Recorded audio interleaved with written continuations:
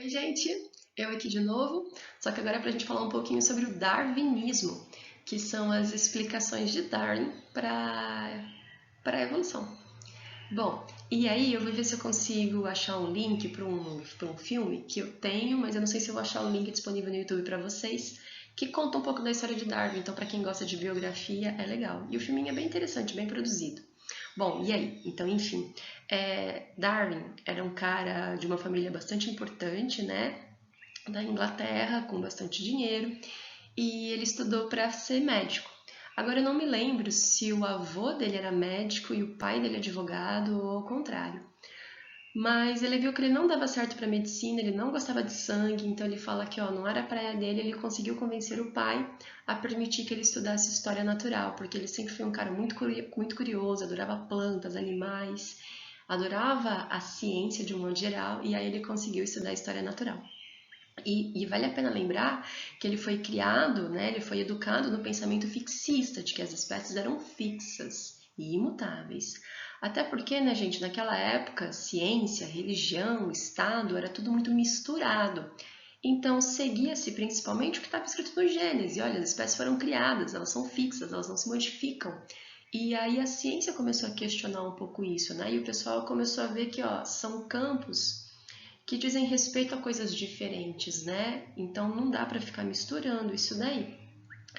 E aí então ele conseguiu estudar e tal, se formou e aí apareceu essa oportunidade, olha o job chegando, para fazer essa viagem ao redor do mundo no navio Beagle. Ela ia durar em torno de 5 anos e eles queriam mesmo mapear, traçar rotas, mapear os continentes, coletar dados. Só que a grande questão é que esse naturalista, essa pessoa que fosse ocupar a vaga, tinha que arcar com os próprios custos da viagem, então ele precisava ali, né, do famoso patrocínio. E o pai dele não queria, porque, gente, né, viagem num navio ao redor do mundo, né, muito perigosa. Se é perigoso hoje, imagina antigamente. E aí então ele conseguiu uma intervenção por meio do tio, porque o pai dele não queria deixar, o tio convenceu, isso tem no filme, é bem legal. E aí ele conseguiu então e foi. Só que Darwin é um cara muito tímido, né, com muitas preocupações. Ele tem muitos relatos de problemas estomacais, e aí vão dizer que era de fato essa angústia dele, essa ansiedade, essa gastrite que ele foi desenvolvendo ao longo do tempo. Porque tudo que ele olhava, para todo lugar que ele botasse os olhos e usasse o pensamento científico, ele via que as espécies se modificavam. Ele começou a encontrar fóssil, ele começou a comparar as espécies das diferentes regiões. Eu acho que vocês já ouviram falar de Galápagos, né? Tem aqui no mapinha, dá até para ver aqui, uma ilha próxima aqui à América do Sul, América Central. E aí, quando ele ia comparando os seres das ilhas e dos continentes próximos, ele ia vendo que tinha uma similaridade. E ele botava os olhos nas coisas e falava: mas meu Deus, as espécies se modificam, elas descendem umas das outras. Como assim elas são fixas? E ele começou a ficar angustiado, ele coletava material e enviava para a galera. Tanto é que ele voltou para a Inglaterra. Eu não coloquei aqui a data da viagem exatamente, não me lembro agora. Mas ele voltou para a Inglaterra e ele ficou mais 20 anos, sabe, trabalhando nessas coisas e escrevendo para várias autoridades sobre diversos assuntos, trocando ideia, escrevendo manuscritos, muitos e muitos livros, tudo documentado, organizadinho, só que sem levar essa ideia para a comunidade científica de fato. Ele tinha muito medo do que aquilo poderia, da revolução que aquilo poderia causar. Ele tinha essa noção que mesmo os cientistas da época que não estudavam diretamente isso, eles tinham um pensamento fixista, e aí ele tinha dados que mostravam que não, que as espécies se modificam ao longo do tempo. Só que o medão, né, gente, de dar a cara ao tapa, ir lá e falar: eu acho que é isso, só que eu não tenho todas as respostas. Então ele ficou estudando, porque quando ele fosse divulgar, ele queria divulgar mostrando tudo por A mais B, é assim, assim, assim. E ele não conseguia explicar a origem das variações. Essa era a pedra no sapato de Darwin. Tanto é que ele nem chegava a refutar muitas explicações de Lamarck, porque ele não sabia explicar aquilo, ele sabia explicar outras coisas. Até que um dia ele recebeu uma carta do Wallace, que de modo completamente independente chegou às mesmas ideias que ele sobre seleção natural. E aí foi: puta, e agora? Esse cara aqui tá pedindo a minha ajuda para eu divulgar as ideias dele sobre seleção natural. Só que eu venho pesquisando isso há décadas. Se eu não publico a carta dele, né, e vou falar sobre as minhas ideias, o Wallace vai me acusar de plágio. Só que se eu ajudo o Wallace a publicar a carta dele, a galera não vai saber que eu estava pensando isso há muito mais tempo. Eu pulei uma parte aqui da história, né? Porque o Wallace não era muito conhecido. E o Darwin era, porque o Darwin estudava outras coisas também, então ele era respeitado como cientista. E aí o Wallace tinha conhecido Darwin há uns anos antes e tinha mandado essa carta para o Darwin, completamente extasiado, falando: cara, eu tive uma ideia muito louca aqui, me ajuda a publicar, porque você já tem prestígio ou não? Se eu falar isso daqui, a galera não vai me dar bola, mas se você me ajudar, a galera vai dar bola. E aí o Darwin falou: e agora, o que eu faço? Diz que Emma, esposa de Darwin, que o aconselhou. Eles marcaram uma reunião e os dois publicaram, né, escreveram um manuscrito de autoria dos dois. Então, quando a gente fala a teoria da evolução pela seleção natural, ela é de Darwin / Wallace, porque os dois publicaram essas ideias em conjunto na mesma data. Só que o Darwin ficou muito mais famoso porque assim que ele publicou essas ideias, ele pôs o popô na cadeira e escreveu um livrinho dele super famoso que eu devia ter pego para mostrar para vocês, depois eu pego lá. E aí então ele escreveu o livro e mostrou por A mais B tudo aquilo que ele achava, um calhamação, se esgotou, e aí foi uma hora ao E, né? Todo mundo querendo comentar e falar sobre essas coisas que Darwin tinha falado, maior revolução. E aí, gente, então o que Darwin falou? Tá aqui, ó, a listinha do raciocínio de Darwin. Ele pensou o seguinte: e lembrei uma outra coisa que eu ia falar. É muito importante a gente perceber como que a interdisciplinaridade, meu Deus, como que as disciplinas se interrelacionam. Porque assim, ó, Darwin lia muito sobre geologia, então teve muitos trabalhos de geólogos que o influenciaram, e também ele foi muito influenciado pelo trabalho de Thomas Malthus, falando sobre o crescimento das populações, né? Então eu não sei se ele era economista ou matemático, mas assim, a matemática e a geologia contribuíram para essas ideias de Darwin.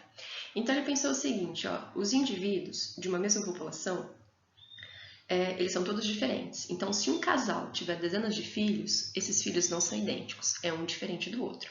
E, de certa forma, eles herdam as características dos pais. Então, os filhos herdam as características dos pais, mas eles não são iguais aos pais e nem são iguais entre eles. Existe variação. E ele também sabe que, assim, para um casal, para a população ficar de mesmo tamanho, bastaria que cada casal tivesse 2 descendentes. Só que isso não acontece. Os casais têm muito mais do que 2 descendentes. E os estudos mostram que nos ecossistemas as populações não aumentam. Aí ele pensou, caraca, os indivíduos têm muitos filhos. Era para a população crescer. Só que a população não cresce. Então, se nascem muitos indivíduos e a população continua igual, é porque muitos indivíduos morrem. E se são todos indivíduos diferentes, provavelmente sobrevivem aqueles que têm as melhores variações. Para aquele determinado ambiente, quem consegue se reproduzir melhor vai ter mais descendente parecido com si próprio, quem se alimenta melhor fica menos doente, consegue disputar melhor as fêmeas. E aí ele falou, caraca, o mundo é uma guerra, tá todo mundo lutando pela sobrevivência, os seres competem entre si e aqueles com as melhores características sobrevivem. E aí tá o tadá! É assim que vai acontecer então a evolução. E aí tem o termo seleção natural. Os indivíduos competem pelos recursos entre si, porque os recursos, minha gente, são limitados, não tem o suficiente para todo mundo. Os recursos são limitados. Os seres competem entre si, aqueles com as melhores características sobrevivem.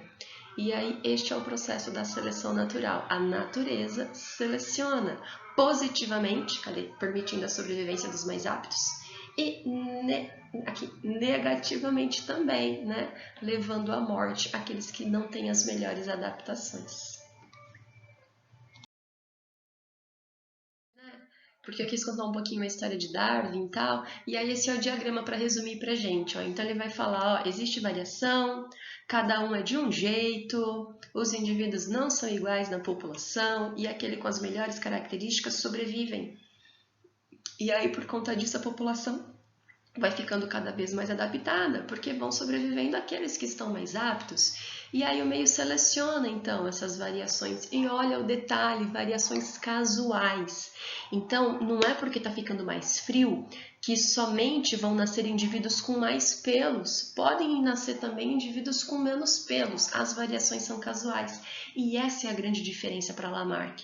De acordo com a ideia de Lamarck, se está mais frio, vai nascer indivíduo com mais pelo.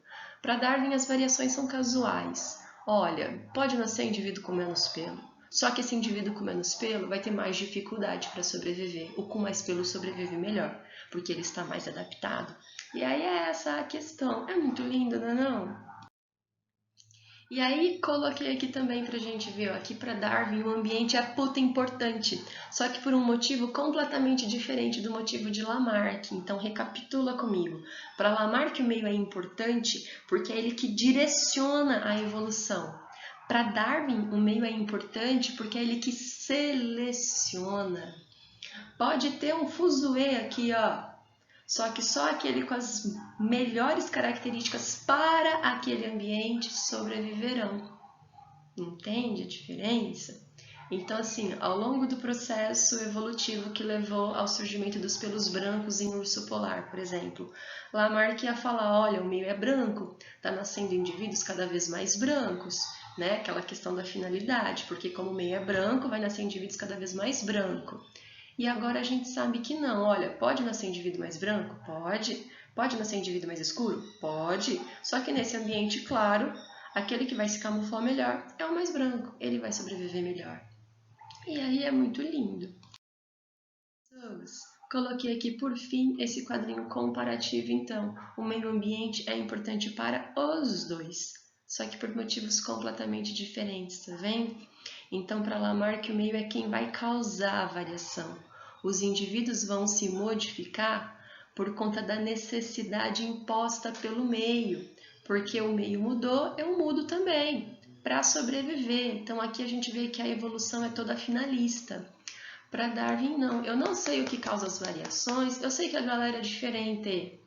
E aí, quando o meio muda, aquele mais apto, se tiver alguém mais apto, sobrevive.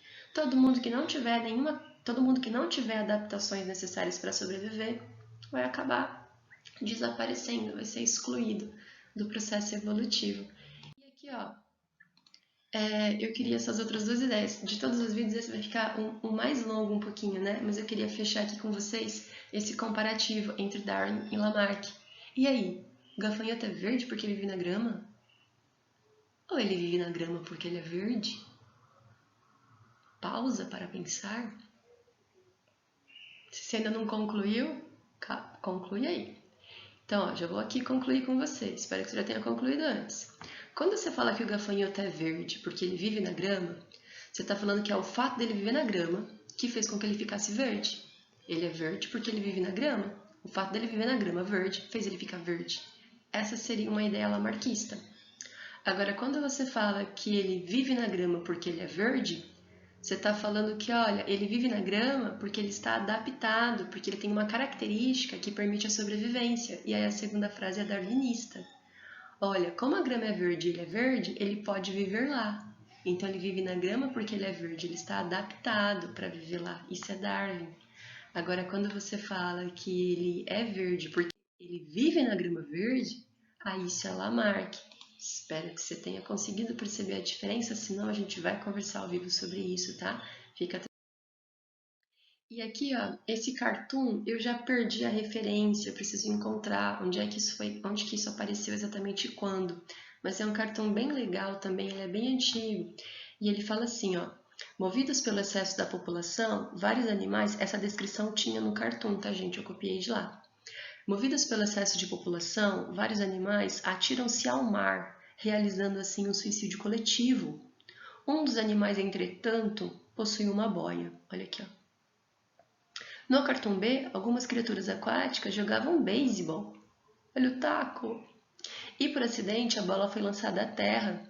Para que o jogo prossiga, é preciso que alguém recupere a bola. Um dos cartoons tem uma interpretação darwinista, o outro tem uma interpretação lamarquista. E faz a pausa aí e pensa, porque eu já vou sair explicando. Então, se você não pensou ainda, pausa aí. Olha que da hora, ó. Você percebe que aqui o meio mudou. Ele era terrestre, a galera tinha adaptação para viver na terra e agora eles estão indo para o meio aquático.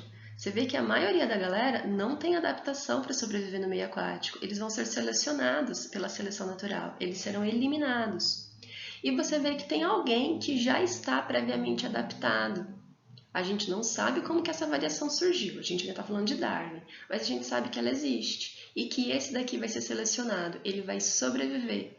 Então, o meio mudou e alguém sobreviveu, porque tinha uma característica que permitiu a sobrevivência. Ele já tinha aquela característica que permitiu a adaptação.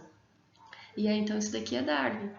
Agora, aqui você percebe que, ó, eles só vão desenvolver características para ir à Terra porque a bola foi à Terra. Então, foi o meio que fez com que eles mudassem. Eles não têm característica para viver na Terra. Eles só vão adquiri-la porque eles precisam ir buscar a bola na Terra. Aqui, a boia já existia antes, tá vendo? A boia não passa a existir porque eles mergulham. Então, você consegue perceber? É um tanto quanto sutil essa questão.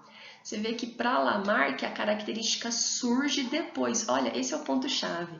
Olha quando que a característica surge. Para Darwin, ela tem que estar presente antes. Se ela estiver presente antes, o meio muda, o ser sobrevive. Para Lamarck, o meio muda e aí a característica aparece. Percebeu? Então, para Lamarck, o meio muda e a característica aparece. Ou desaparece.